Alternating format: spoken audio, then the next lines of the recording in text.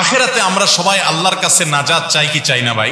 যদি আল্লাহর কাছে নাজাত এবং মুক্তি চাই, কিয়ামতের দিন যদি আল্লাহ বলেন বান্দা তুমি সারা জীবন যা করে আসছো না আসছো, তোমার ভালো মন্দ সব স্টাডি করার পর, অ্যানালাইসিস করার পর তোমাকে জান্নাতি ঘোষণা করা হলো, তোমাকে জাহান্নাম থেকে মুক্ত এটা ঘোষণা করা হলো, পরোয়ানা দেওয়া হলো। এই সুসংবাদ যেদিন মানুষ শুনবে, এটা হবে তার জীবনের সবচেয়ে বড় সুসংবাদ, ঠিক না ভাই? ঠিক। এই সুসংবাদটা কে পাবে? যেই লোকের ভিতরে শিরিক মুক্ত ঈমান থাকবে আর বেদাত মুক্ত আমল থাকবে। কি থাকবে ভাই?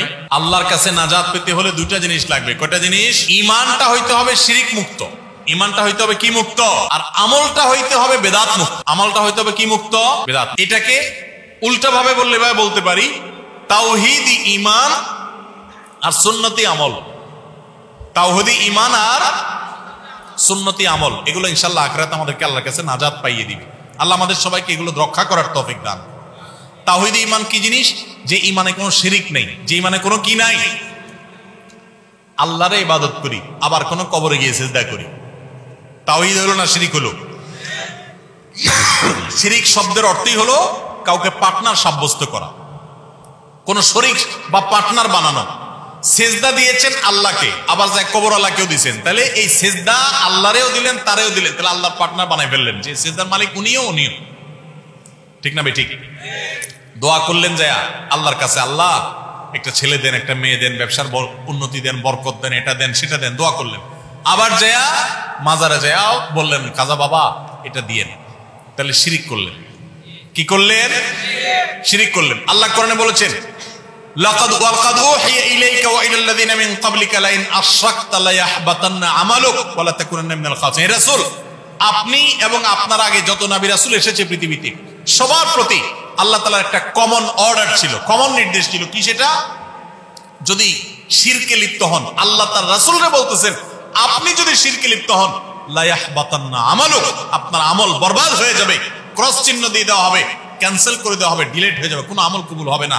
ওয়ালা তাকুনা মিনাল খাসিরিন, আপনি ক্ষতিগ্রস্ত হয়ে যাবেন। ভাইরা আমার, একবার শিরকে লিপ্ত হলে জীবনের সমস্ত আমল বরবাদ হয়ে যাবে। এইজন্য শিরক থেকে বেঁচে থাকবো তো ইনশাআল্লাহ। আমাদের সমস্ত লাভ এবং ক্ষতির মালিককে কোন কবর, কোন মাজারে, কোন আল্লাহর ওলি থাকতে পারেন।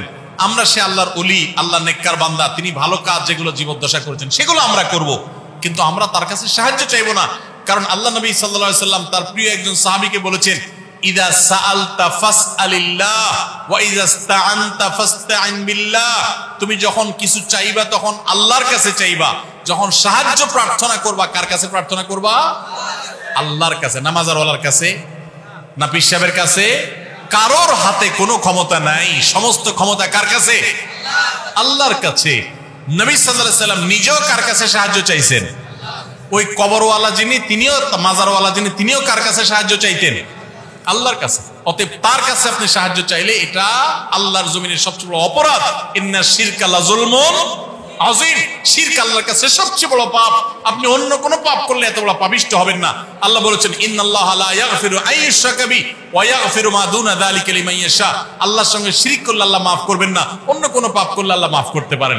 এজন্য শিরক থেকে বেঁচে থাকবো তো ইনশাআল্লাহ। আল্লাহ আমাদের সবাইকে শিরক থেকে বেঁচে থাকার তৌফিক দান করুন। আমাদের যে সমস্ত ভাই বোনরা না বুঝে সন্তানের জন্য, সংসারের উন্নতির জন্য, স্বামী স্ত্রী মনোমালিন্য দূর করার জন্য, দাম্পত্য জীবনের সুখ শান্তির জন্য, ছেলে মেয়ের বিয়ে শাদীর জন্য, বিদেশ বিরাজ্যে যাওয়ার জন্য, ব্যবসার উন্নতির জন্য, নানান উদ্দেশ্যে যারা বিভিন্ন মাজারে কবরে মানত করেন, সেখানে যান, তারা শিরকে লিপ্ত হয়ে ঈমান নষ্ট করছেন, বরবাদ করছেন।